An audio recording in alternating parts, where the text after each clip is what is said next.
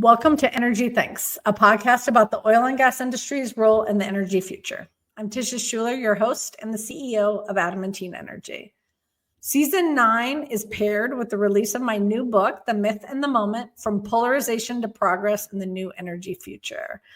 I'm so excited because today on the show, I speak with Amy Cradic. She is Senior Vice President and Chief Operating Officer of Non-Utility Businesses, Strategy and External Affairs at New Jersey Resources. Amy has such an interesting background, and you get to know more about her in our show notes. I hope you will stay connected with me and my work by going to energythinks.com or Substack and subscribe to my weekly newsletter. Both of these things are true. I think you're going to find our discussion interesting, particularly this idea of what does Amy think is the secret to influence with climate-centric policymakers. I think you'll enjoy that. Here's my conversation with Amy Cradic. Amy Cradic, welcome. Thank you so much for joining me again on the Energy Thinks podcast. Sure, thanks, Tisha. I appreciate being invited back. Really important dialogue. So thank you.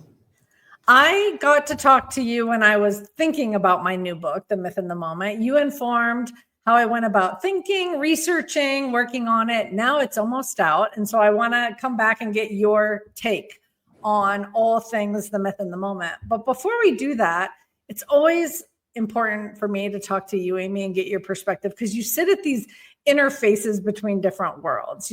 You're in your job, you bridge traditional oil and gas resources with renewable resources. And in your career, you've spanned government service, government leadership, and now industry leadership.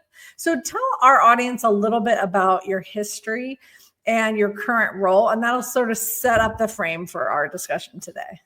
Yeah, sure. So my current role at New Jersey Resources, I do oversee both natural gas assets as well as clean energy assets.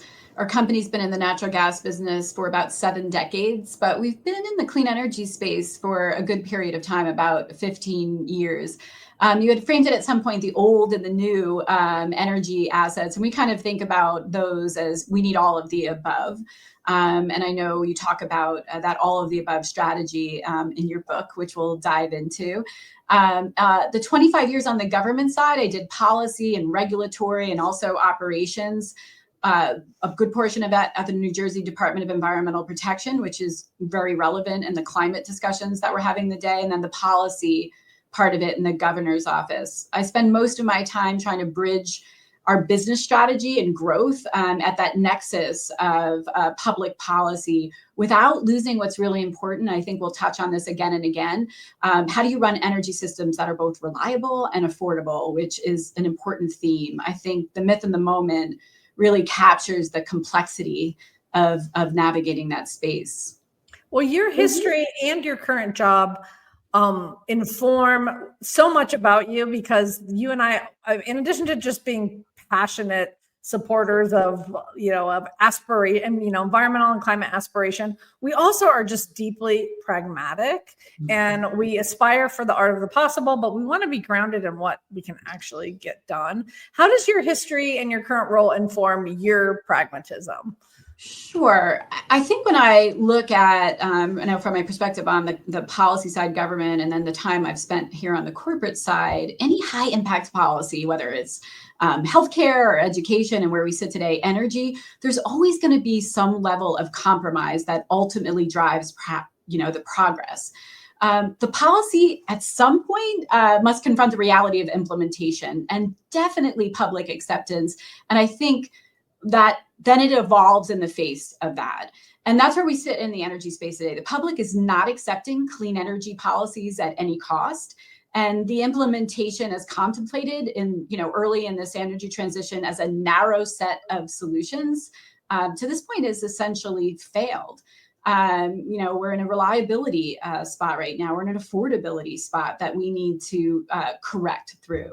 I think the good news from a practical perspective is the stakeholders are all aligned around a shared goal of emission reductions. There's some trust to build around the fact that we do believe in the same goal. And so the work that needs to be done is what's the path forward towards progress. The real change, again, is not trying to figure out if we align around a goal. The good news is we do. It's just how do we get there and execute on it. We barely kicked off and you've already given me kind of a new framing. So a lot of times when I think about building a energy project in the field, I'll remind teams, especially less experienced teams, that things in an office, on a map, on pieces of paper, they look easy. And then you get out in the field, and when it's time to think about operationalizing, building a project, there's suddenly hills and ditches and maybe a railroad track in the way, or, there's just like the complexity of the field and you said execution. And now you're adding this other layer, which is the public acceptance. So there's just this entire other playground now that we have to navigate about, will the public accept this solution, whether physically or emotionally or identity wise? And the good news is there really is this new conversation about reliability and affordability. So it's not just one thing anymore. It's not just emissions reduction, but if anything, it's almost more complicated now, right, to be out there in the world. So thank you you just gave me like another layer or way of thinking about these things. So my book is out. Thank you so much for taking the time to read an early draft. I would love to know what you think.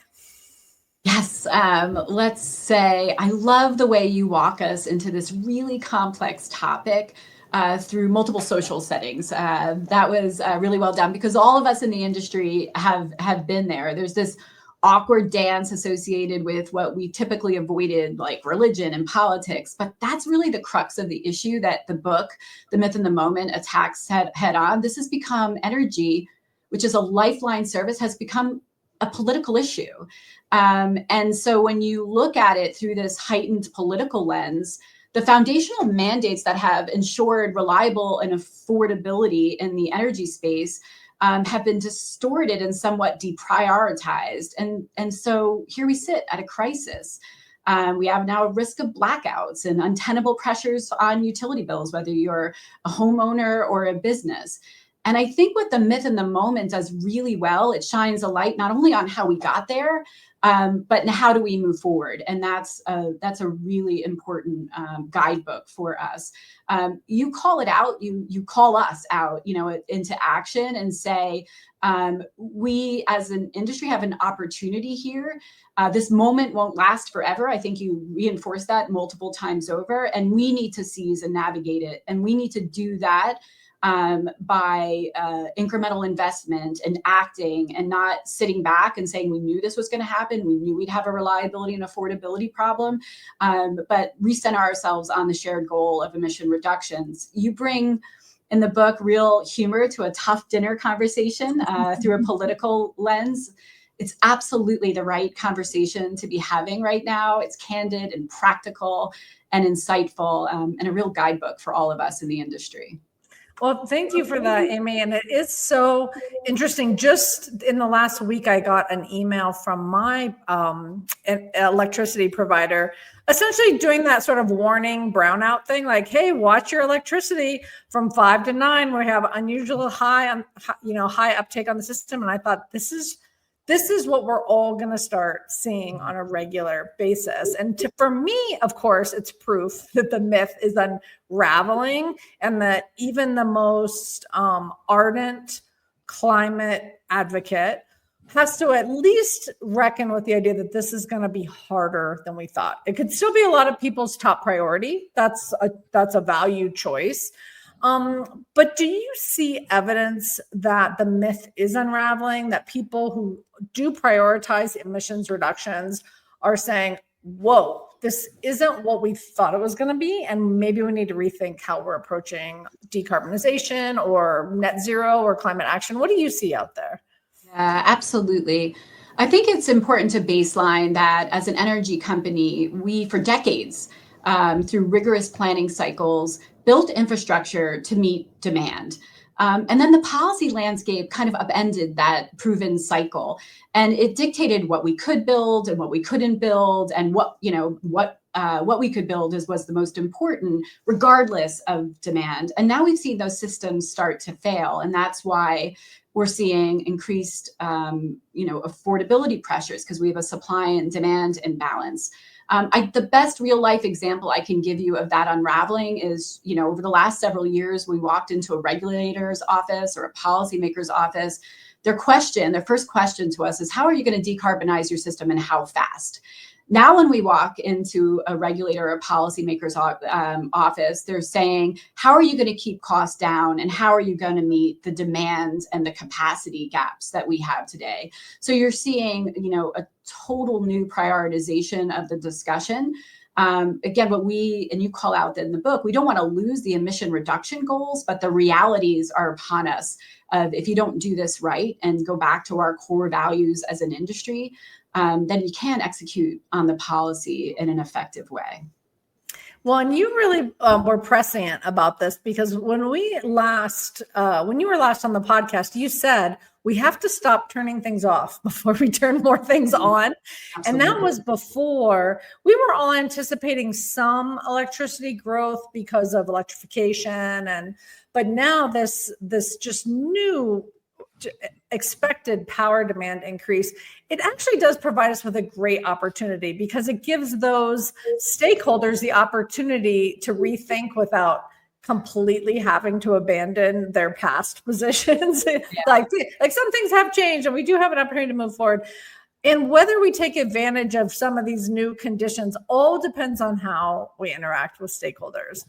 And one thing I've learned so much from you, Amy, is you're so skilled at thinking about what your stakeholders bring, like where they come from, where they sit, what the world looks like to them, and authentically meeting them where they are, but still speaking truth. I would say you're better at speaking truth than I am. I get a little wobbly. You're like, let me tell you, but you do it in this sort of kind, compassionate way. So I'm curious how your thinking has evolved in your career, even in this recent moment, about how to engage with political leaders, NGOs, regulators. In what ways are you changing the way you understand your responsibilities and also like what works and what doesn't work? It's a great question. I would say that we learned pretty early on, and you frame this really well in the book, and I think it's important to understand your stakeholders. They come from all different places. And there are climate warriors, as you aptly describe it, and they're not the most effective place to start. But we found plenty of climate partners and policymakers and environmental grassroots organizations in the areas and communities where we do business. Because we have a good brand as an innovator. We took the lead in the energy transition by saying, let's show, don't tell. So we did some innovative projects around clean fuels and carbon capture.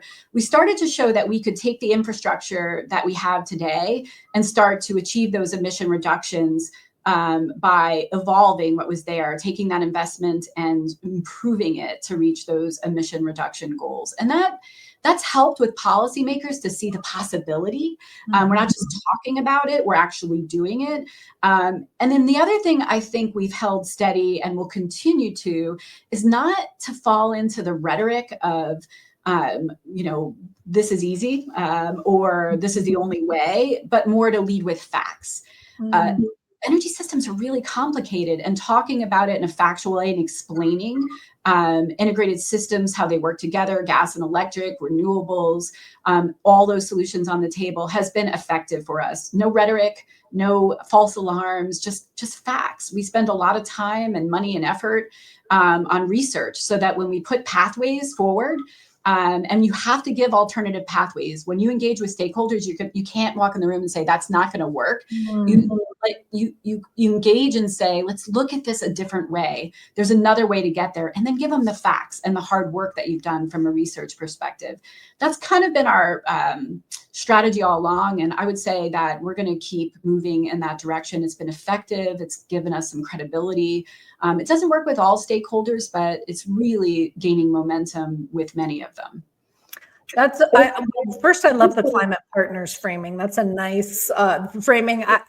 My categories were a little different, but climate partners is a really nice way of thinking about what the art of the possible. And sometimes people misinterpret something I say, because I one of my most popular posts is called "Don't Educate Them," and especially scientists and engineers love to lose their mind over that I said we couldn't educate anyone. But what you're describing isn't educating them. It's about taking information and packaging it in a way that your stakeholder can receive it and engage with it, and then think about alternatives. And that's different than educate them, which is like, we're going to explain to you how this works. And so I mean, that's something you said that is affecting me, that I want to add into how I think about things, is this idea of show me, which I also remember that you're very consistent. I remember you saying that and thinking that's a really good idea. The other advantage of show me, of a demonstration project or even an expensive first in kind project, is it allows the stakeholders to engage with that complexity and to see it. So instead of saying that's impossible, there is a lot of value of digging into the hard stuff with the goal of making it better, more efficient, more reliable. The second one will be better, and so forth. So I'm curious, one of the groups I've identified as really, really important is what I call the problem solvers. So these are the folks that we all know. So they're like the PUC, maybe PUC chair, who came in and they were like, I'm going to decarbonize this system and whatever. Governance is a bitch. Like, once you're in charge of governance, you have to start delivering to your stakeholders. And the problem solvers need partners to address reality, but also to somehow connect the dots between aspiration and what's possible. How do you think about working with your problem solvers? Anything else that you've learned along the way about that? Yeah, it's such a good question. There was this section in the book that was so powerful for me because it captured really, I think, the most important role we play, and that is quiet influence. It's so spot on for where we need to be as an industry. We don't need public validation. Our customers trust us to deliver safe and reliable energy. And it's not necessary, and it's likely not going to happen with most of the stakeholders that we work with. But by providing facts and solutions and what you characterize in the book as real ideas and frame it to those problem solvers, then you help inspire and influence progress through that. So it's sitting in those quiet rooms and talking through these complex issues, bringing facts to the table, these alternative paths. That quiet influence, not getting on a podium and railing against, a certain position or pushing your position. It's those quiet conversations about, all right, this is a tough issue and goal. Here's how we think you could tackle that in many ways. And I find that most effective. And again, I love the way you framed it, that quiet influence, that trusted space that you sit and you can talk through these complex issues is really where the industry should spend most of its time, talking with its regulators, talking with the policymakers, and trying to get them to the right place. So one of my favorite parts of your book was that you've captured that so well. I'm so glad you brought that up, because one of the challenges I think we all face in this space, like my clients will have to narrate maybe up the chain of command. What was our ROI for this demo project or this regulatory engagement or this consortium? And sometimes that ROI needs to be the quiet influence. Like, we do need to have a metric for delivering wins for our key stakeholders that aren't public. So we allowed this stakeholder to have a win. And in fact, in a lot of cases, particularly in blue jurisdictions, the win needs to be looking like they got something out of the industry or got something from the utility. Yeah. They need to say, like, but for me, this thing wouldn't have happened. And so it even looks like a push-pull on behalf of the company, but that's how you deliver a win. And that's how you build trust, and that's how you build rapport. And so these are hard, subtle things for us to do. But I think the best-in-class companies are really understanding that this is a long game of rapport, of trust, and actually contributing to real positive change, not manipulating public opinion or something like that. Absolutely.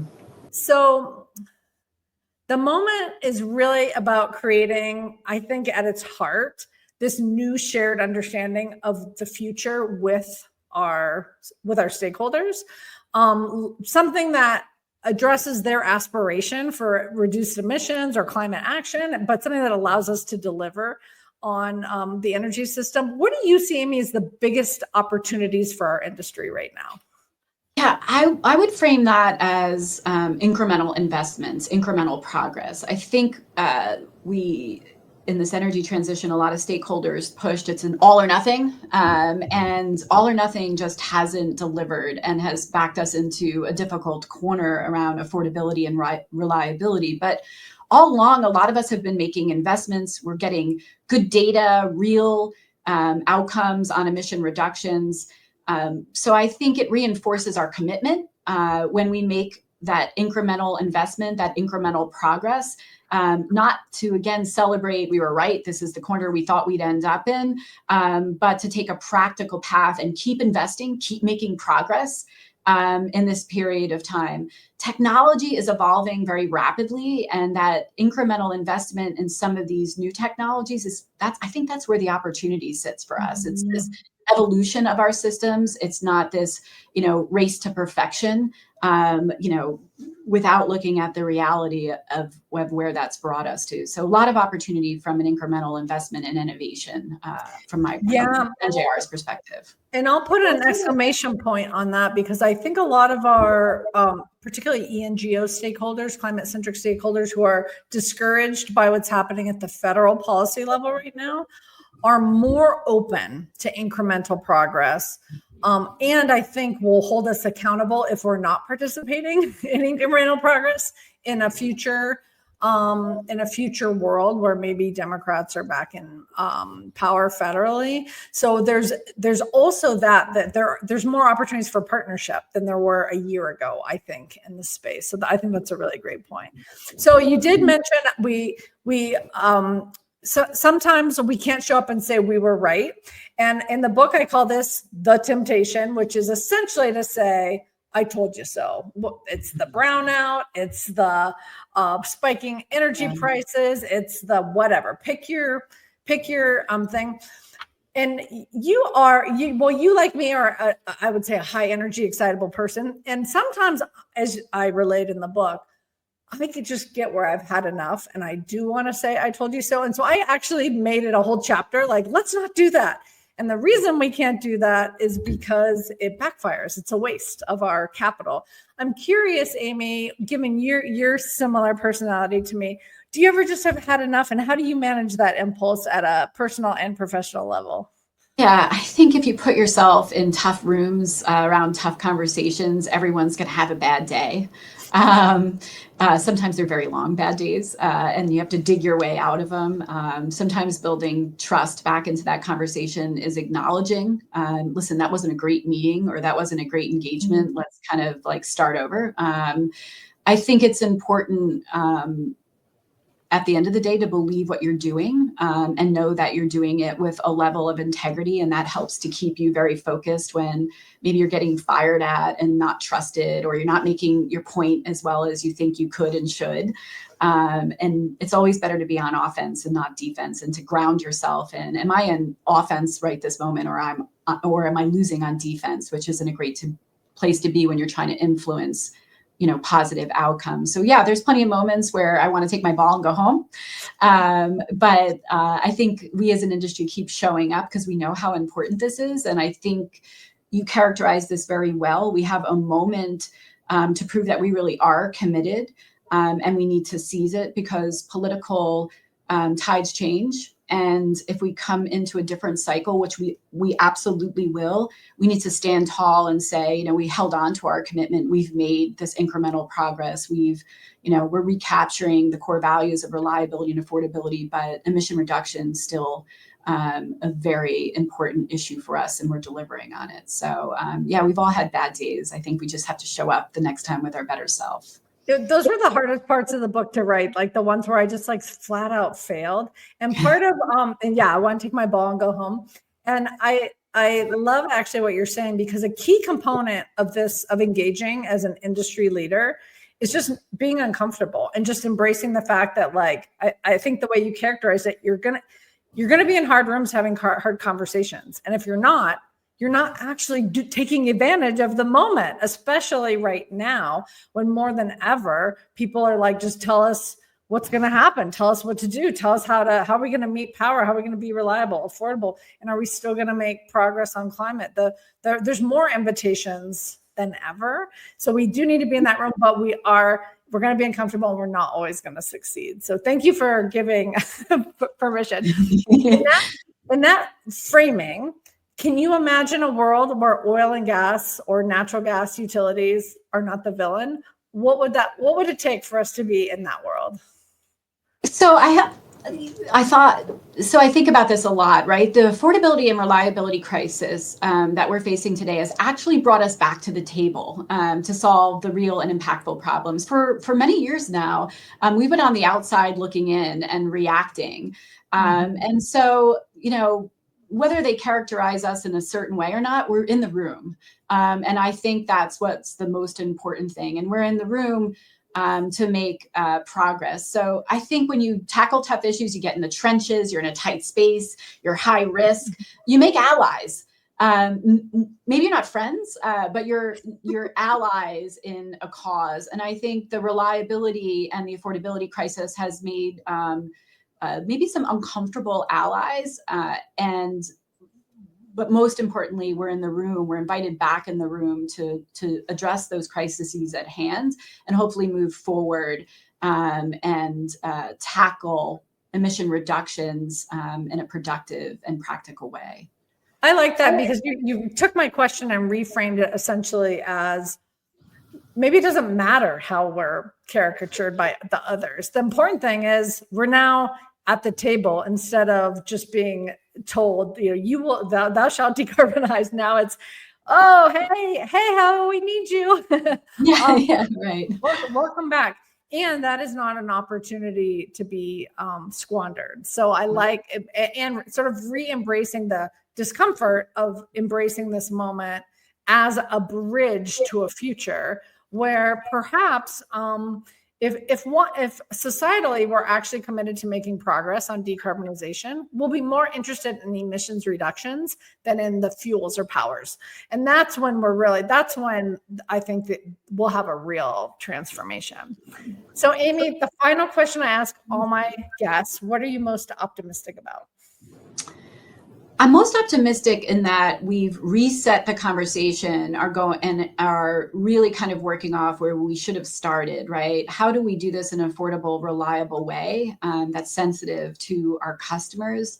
And we're not at a place where we're trying to turn things off before we turn things on, and this, this urgent move without the acceptance of what our mandates are and what we need to accomplish. So I'm confident and optimistic that if we hold true to those values of providing reliable, affordable, and safe, energy, and if that's where we start from, I feel like we're going to make real progress, and that we've restarted this conversation in a way that's going to deliver real results. And we want to make progress. Real policymakers want to make progress. And I'll go back to, we have a shared goal. We've met around that. We just have to figure out the right execution of that emission reductions goals. And I think if we start where we are today and reset it, we'll be in a good place moving forward. Well, Amy, I'm optimistic because we have wicked, smart, emotionally intelligent leaders like you on the front lines. Thank you for all the contributions you've made to my thinking and my work. And thank you for your industry leadership. And thank you for joining me on the Energy Things podcast. Thank you.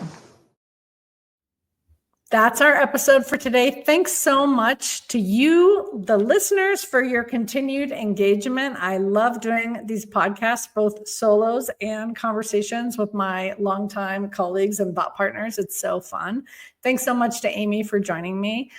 I particularly enjoyed the conversation at the end about incrementalism, because incrementalism is wildly underrated as a force for good and force for change. I do everything in increments. I wrote my book in 20-minute increments. I've written 4 books in 20-minute increments. Big believer in incrementalism. So I loved Amy's take on that. I hope you will take a moment and rate Energy Thinks wherever you get your podcast. Go ahead and subscribe. That helps more listeners in the industry find us. If you'd like to know more about our work at Adamantine, please go to energythinks.com. And while you are there, I hope you will subscribe to my weekly newsletter. Both of these things are true. I'd like to thank my colleague, Kayla Chives, for making the Energy Thinks podcast possible. Until next time, I'm Tisha Schuller, wishing you and yours happiness, prosperity, and good health.